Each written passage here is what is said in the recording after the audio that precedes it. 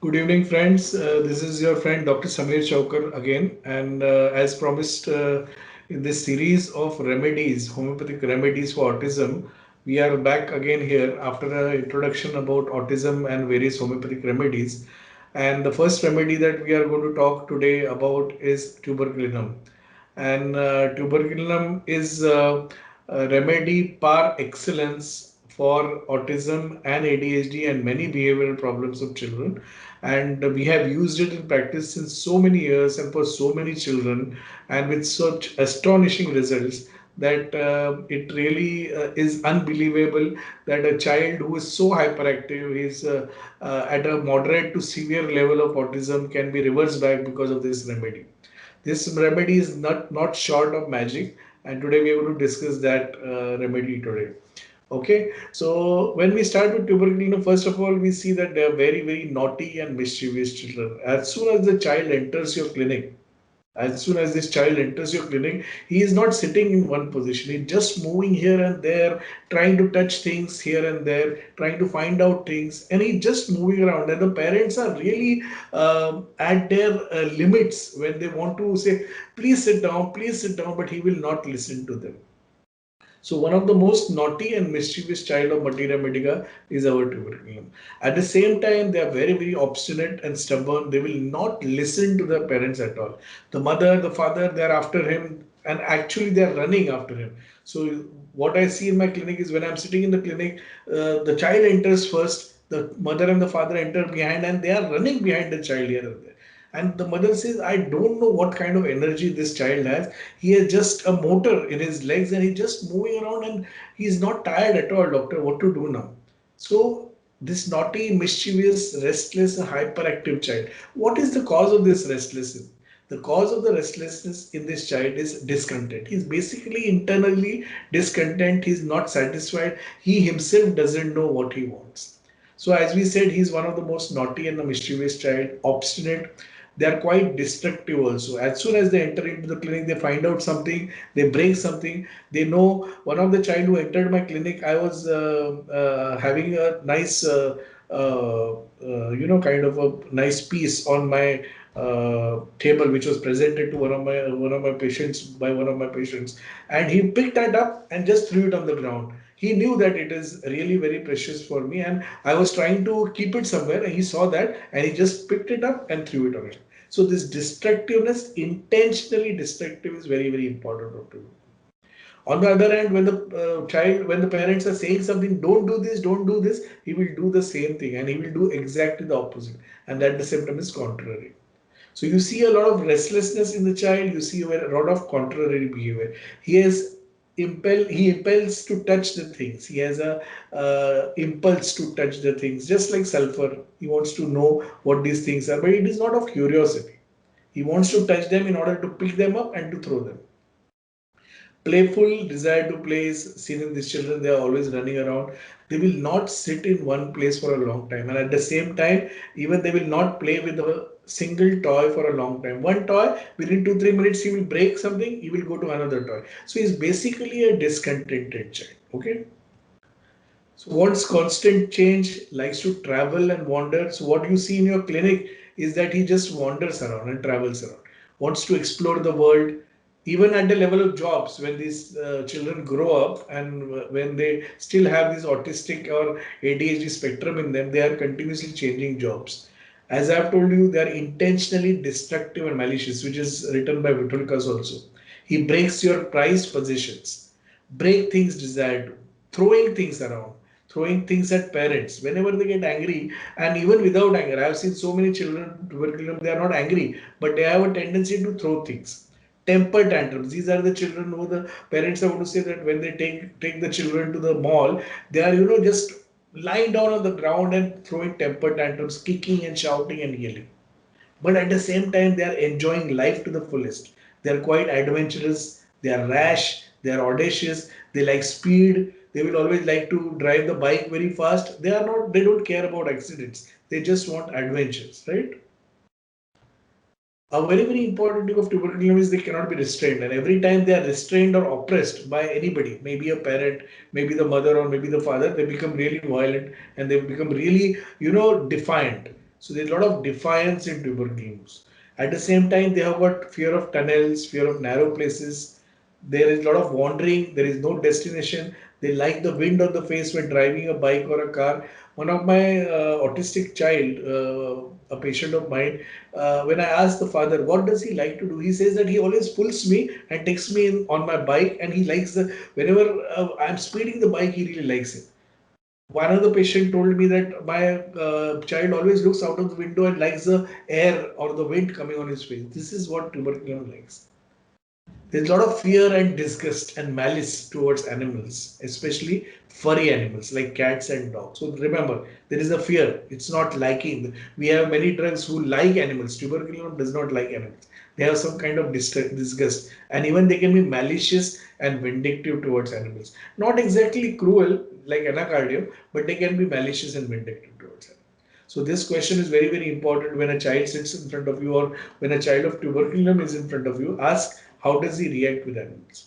He's quite moody, many a times mild also, but they are always obstinate. Okay, there's a lot of emotional blackmailing, just like Pulsatilla. He would say, "Mom, you don't love me. Mom, you have another son. I am not so loving. You don't love me enough." So there's a lot of emotional blackmailing in tuberculum. But of course, it is poles apart from Pulsatilla, right? At the same time, when they become really violent, when they become really angry, they start pulling their own hair or pulling somebody's hair, pulling hair of bystanders. But at the same time, they also have some care for family and also anxiety for family members, right? As I've told you, there is fear of dogs, cats, furred animals, fear of night, fear of dark, there are frightful dreams, fear of going to the doctor, fear of going to the dentist, physical examination. But at the same time, as I've told you, they like to enjoy their life. So they like branded clothes, they like gadgets, they like the best gadgets, they like the best watches, but at the same time, they destroy it. Okay. At the same time, you ask a parent, where does this child like to go? They'll say that he likes to go towards the mountains rather than the beaches. They like the dry, cold air in the mountains. They are not very attached to people. They are just enjoying their lives. There are no bonds, no affection. Anger could be very, very sudden. As I have told you, when they are restrained, there is a sudden anger. So sudden anger, and they start throwing things, biting, pulling hair, all these things. So many a times they look like belladonna. Remember that. At the same time, as I have told you, they are not attached to people. There are no bonds, there are no affection. So even when they are speaking, they'll speak as if they are not interested. They'll answer in monosyllables. They're not interested in answering. They're answering no to all the questions.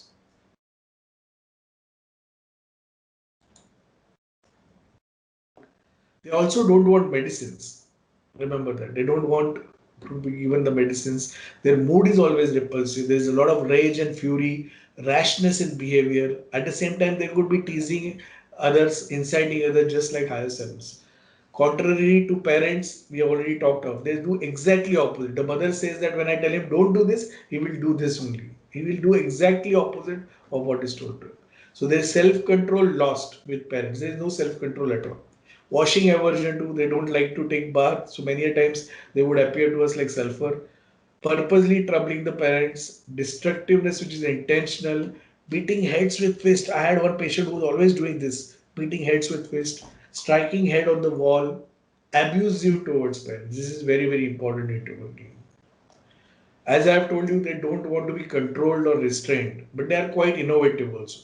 At the same time, they could be conscientious also about trifles, but they get bored easily with routines. They always want something new. They are basically discontent inside. For them, for tuberculum child, self gratification comes first. He doesn't care about others. Dresses best at his fashion. Now remember one very important thing of tuberculum is they are shameless children and also the rubric shameful. So there's behavior problems in children. They bring shame to the parents. Remember, they're quite defiant. Whenever the mother is complaining about a child, that doctor, he's so mischievous. He doesn't do anything. He doesn't listen. He fights with everybody. At that time, the child is sitting like this. He's defiant. Yes, I did it. So what? This is the defiance of tuberculum, which will not be seen in Tarantula. Remember, Tarantula makes a very good picture of himself. Tarantula feigns a lot. Tarantula is cunning. Tuberculum is not cunning. Tuberculum is quite defiant. He shows off. Okay, I did it. So what? I did it. So this thing is shameful. He brings shame to the parents. The parents feel, oh, why did we bring this child here? This is the first thought of any parent, right? So this is the main difference between tuberculum and tarantula. Of course, tarantula we'll do next time, so we'll be talking of tarantula in detail, right? Abusive children insulting parents, we have seen that. Amusement desire for, very very important. Tuberculum and very few remedies in the rubric, like this tuberculum, paper methysticum. Amusement desire for, they always require some or the other amusement. They're quite discontented. They could be also dull. Remember, tuberculum, as talked by Paul Hershu, he talks that tuberculum are for mentally delayed, mentally retarded patients also, mentally retarded children also. So there's a lot of dullness, lot of stupefaction, but at the same time malicious, shrieking, traveling desire for, throwing things around, sensitive to noise, shameful, as I have told you, at the same time moaning, striking himself, knocking his head against the wall. So you see that it is a conglomeration of many remedies, and you see that tuberculum itself is a very, very important remedy for hyperactivity, for autism, for ADHD, and many other behavioral problems of children. He is also sensitive to music. Remember, sensitivity is there. Remember, there is a lot of sensitivity to music. Every trifle irritates. There are a lot of temper tantrums, as I have told you. They throw themselves on the ground. They are worse awakening. Whatever time, whether they get up in the morning, get up in the evening, get up in the night from sleep, they are always worse awake. Fits of violent temper, wants to fight, throws anything at anyone, even without a cause. Very, very important. There is no cause. Maybe he's not angry also, but he has a habit of picking up thing and throwing somebody's face, right? Dissatisfied. Always wants a change. Wants to travel. Does not want to remain in one place for long. Wants to do something different. Even find a new doctor. Aversion to mental work. Reckless. This is what is the audacity, the recklessness, the rashness. They just don't care what will happen. They're quite adventurous. They like the bike, they like mountaineering, they go on trekking, they jump from anywhere, they don't care what's going to happen to them. Runs in the most dangerous places, just like agaricus. So fear of animals, fear of dogs, whining and complaining with very slight ailments, desire to use foul language, desire to curse and swear, changing moods, nocturnal hallucinations, awakens frightened, the children awake screaming with restlessness. One thing very important is even during fever, these children are quite restless and there is a lot of loquacity during fever. At the same time, there is a contradictory behavior, mania alternating with melancholia or insomnia and stupor alternating with each other, right? So this is in short, my friends, about tuberculum. And as I have told you in autism, when a parent describes a child, they are mostly describing symptoms of autism. Like there is no eye contact, doctor. He is very, very hyperactive. He doesn't look at when we call him. He cannot do some physical motor activities here and there. He sits aloof. These are the symptoms of autism, remember. But we have to educate the parents. We have to educate the doctors about how to recognize the characteristic, the PQRS symptoms in autism. For us, important is that hyperactivity is there, but what is the kind of hyperactivity? We'll have to see the qualification of hyperactivity, whether he's jumping, whether he's running around, whether he's climbing, what is the kind of hyperactivity? He's angry, so what does he do in anger? That is important. For tuberculum, we saw that he's very restless. He's running from one place to another. He's touching each and everything, and he's throwing things at others. He's throwing temper tantrums. These are the characteristics of tuberculum. So we have to find within each child of autism, within each child of ADHD, within each child with any behavioral problem, the PQRS symptoms. We should not stress on the symptoms of the disease, but look at the symptoms of the individual. The man behind the disease is very, very important. Okay, so I think tuberculum is quite clear for you. If you have any questions, you can please ask me on the chat. You can ask me on the YouTube channel. I will be very, very happy to answer your questions. We'll also be doing differentiation of drugs in autism, but at some later time. Initially, we are going to start with single remedies, and next remedy that we are going to do is tarantula. So I hope you like tuberculum. So please watch the video, and if you have any questions, please feel free to ask me. Okay, so logging off from here. Bye bye. Thank you. This is Dr. Samir.